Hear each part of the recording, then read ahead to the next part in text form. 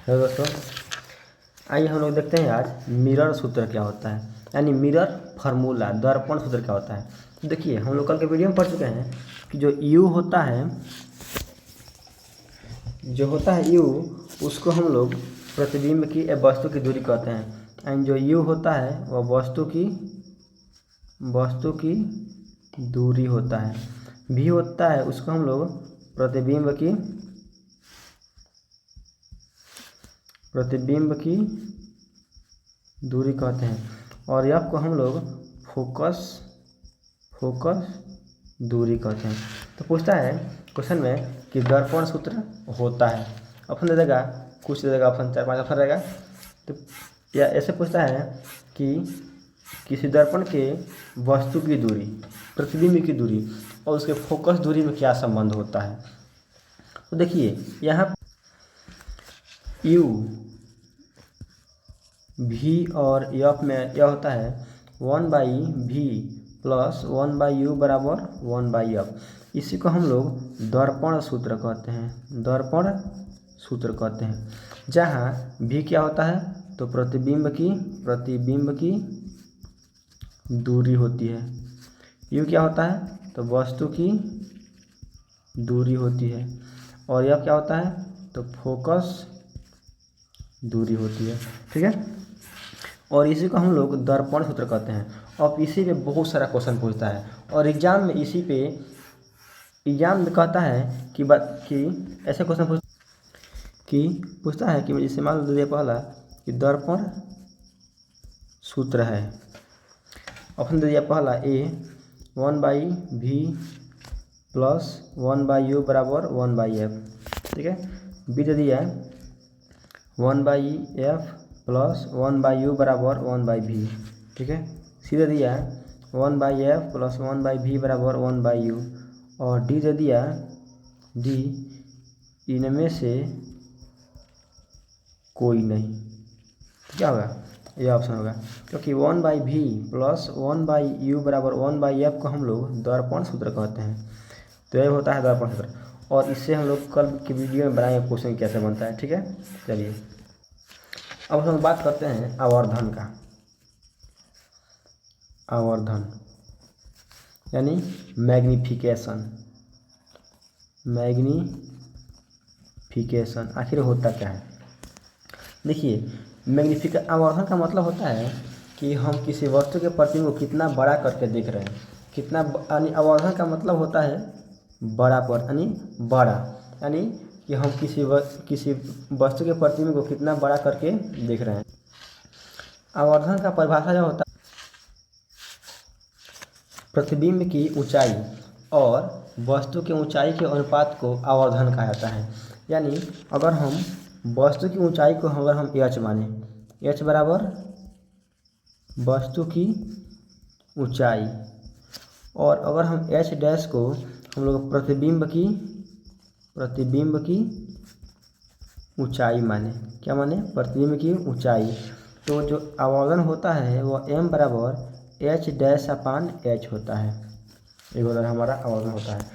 यहाँ h dash क्या है, प्रतिबिंब की ऊंचाई, h क्या है, तो वस्तु की ऊंचाई। ठीक है, अब देखिए, जो h होता है यानी वस्तु को हमेशा हम लोग मुख्य अक्ष के ऊपर रखते हैं। यानी दर्पण उत्तल हो या अवतल, यह h क्या होगा, हमेशा पॉजिटिव होगा, क्योंकि यह हमेशा हम लोग इसको मुख्य अक्ष के ऊपर रखते हैं। ठीक है, लेकिन जो h डैश होता है वह पॉजिटिव नेगेटिव दोनों होता है। देखिए कैसे, h डैश का मतलब होता है प्रतिबिंब की ऊंचाई। और देखिए, प्रतिबिंब कभी सीधा बनता है तो कभी उल्टा बनता है। सीधा बनने का मतलब यह हुआ, जो प्रतिबिंब बनेगा जब मुख्य अक्ष के ऊपर होगा तो उसको हम लोग सीधा प्रतिबिंब कहते हैं। तो उस कंडीशन में h डैश क्या हो जाएगा, पॉजिटिव हो जाएगा। लेकिन जब प्रतिबिंब उल्टा बनेगा उस कंडीशन में h डैश क्या हो जाएगा, निगेटिव हो जाएगा। इसीलिए h डैश पॉजिटिव और नेगेटिव दोनों होती है। ठीक है, यानी देखिए एक बार यहाँ पे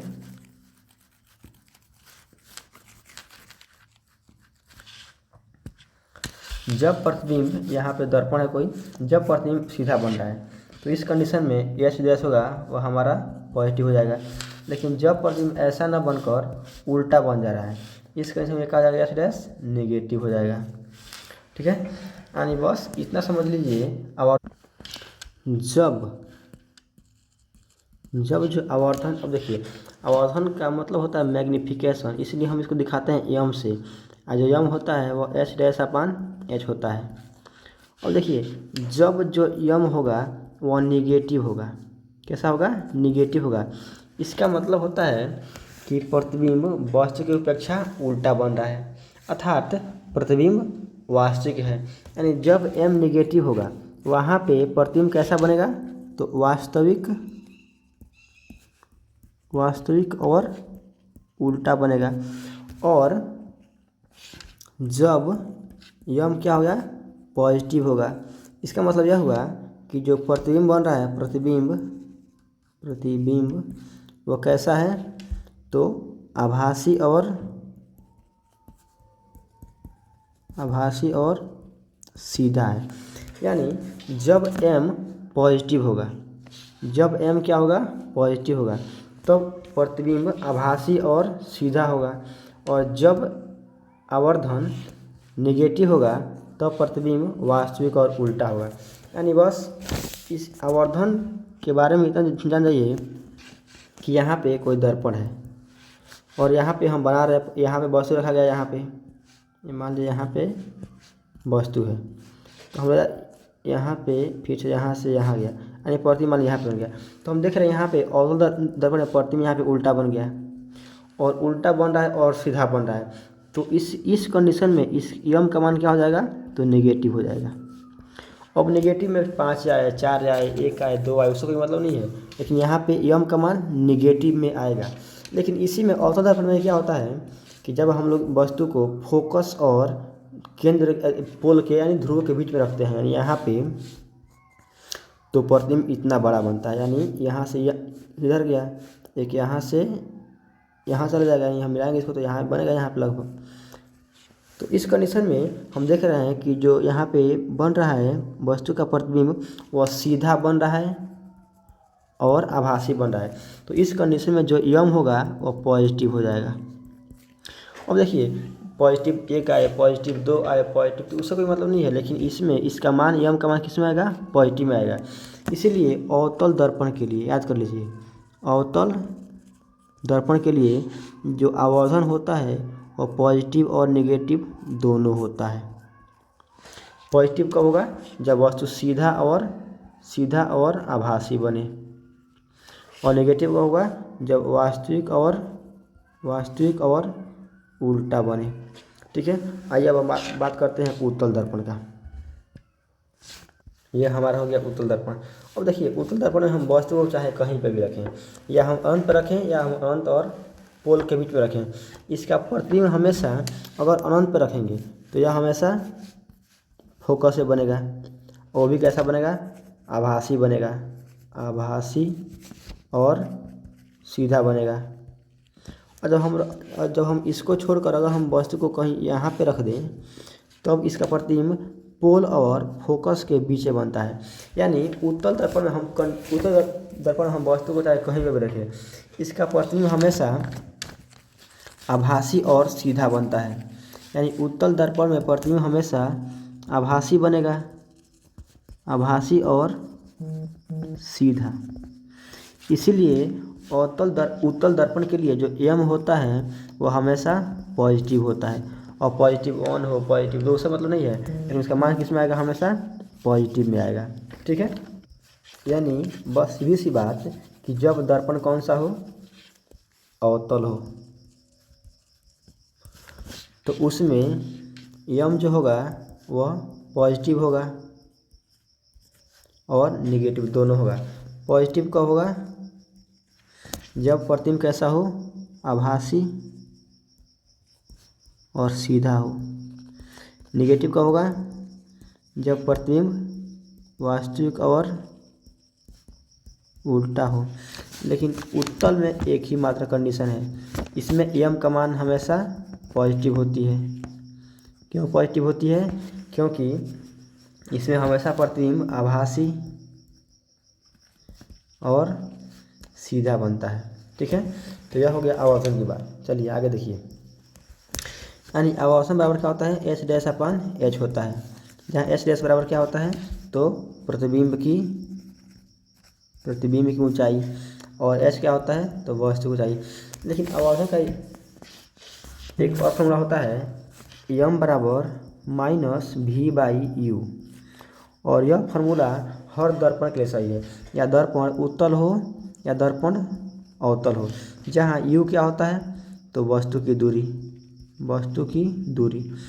और भी क्या होता है, तो प्रतिबिंब की दूरी, और इसमें यह नेगेटिव हमेशा आता है। जैसे मान लो क्वेश्चन दे दिया है कि किसी दर्पण के सामने 20 सेंटीमीटर की दूरी पर हम लोग वस्तु को रख रहे हैं, और उसका प्रतिबिंब 10 सेंटीमीटर की दूरी पर बन रहा है, और जो दर्पण दिया है वो दर्पण अवतल दिया है। ठीक है, देखिए यहाँ पे जो दर्पण दिया है, यहाँ पे अवतल दर्पण दिया है, इसके सामने हम लोग रख रहे हैं वस्तु को 20 सेंटीमीटर की दूरी पे, और उसका प्रतिबिंब बन रहा है अवतल दर्पण के सामने 10 सेंटीमीटर की दूरी पे। यानी अब देखिए, अवतल दर्पण में जो यू होता है वो नेगेटिव होता है, इसलिए हम सामने नेगेटिव लगाएंगे, और अवतल दर्पण में जो भी होता है वो नेगेटिव और पॉजिटिव दोनों होता है। फिर इसको मान लीजिए यहाँ पे जो प्रतिबिंब बन रहा है वो 30 सेंटीमीटर बन रहा है। कितना बन रहा है, 30 सेंटीमीटर बन रहा है। देखिए, जब वस्तु की दूरी यहाँ पे भी कितना, यहाँ पे 20 सेंटीमीटर है, और देखिए क्वेश्चन ऐसे बोल रहा है कि जब हम वस्तु को दर्पण के सामने 20 सेंटीमीटर की दूरी पर रख रहे हैं, तो उसका प्रतिबिंब दर्पण के सामने बन रहा है 30 सेंटीमीटर की दूरी पे। यानी सामने का मतलब इधर ही हुआ, यानी प्रतिबिंब भी बन रहा है, वस्तु को भी हम रख रहे हैं इधर ही और प्रतिबिंब भी इसके सामने ही बन रहा है। तो जब वस्तु इधर हो, तो जब वस्तु का तो मान हमेशा क्या होता है, नेगेटिव होता है। ठीक है, लेकिन जब वस्तु इसके सामने बन रहा है, इसका मतलब उल्टा बन रहा है, और यानी जब सामने बनेगा तो वस्तु की दूरी क्या होगी, नेगेटिव होगी। यानी यहाँ पे क्या हो जाएगा, यहाँ पे तो यहाँ पे हो जाएगा -30 सेंटीमीटर, या तो दिया 30 मिनट दिया है पहले से, और यह हो जाएगा माइनस। क्यों माइनस होगा, क्योंकि यह आपतित किरण की दिशा में यहाँ प्रतिबिंब बन रहा है। तो इसका आवर्धन कितना होगा, तो हम जानते हैं जो यम होता है वो -v बाई यू के बराबर होता है। और रखिए यहाँ पे यहाँ दिया है -30, अब बटे यहाँ पर हो गया -20, यह कट जाएगा, बच गया -30 बटे 20, एक जैसे यानी -3/2, यानी कितना आ गया, यह गया m बराबर -1.5। ठीक है, यानी हम देख रहे हैं कि इसका आवर्धन निगेटिव आ रहा है, और निगेटिव का मतलब क्या हुआ कि उसका प्रतिबिंब कैसा बन रहा है, वास्तविक और उल्टा बन रहा है। चलिए ठीक है, यानी देखिए यहाँ पे जब हम वस्तु को रख रहे हैं इधर, तो ये सामने बन रहा है, और अवतल दर्पण में सामने प्रतिबिंब कैसा बनता है, वास्तविक और उल्टा बन रहा है, और यहाँ पर भी हमारा आवर्धन माइनस में आ रहा है, और माइनस का मतलब क्या हुआ, वास्तविक और उल्टा।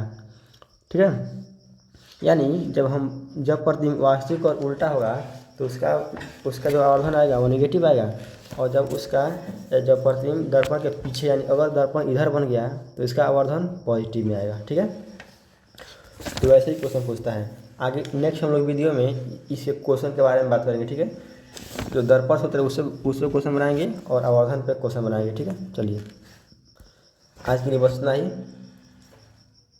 Thanks for watching.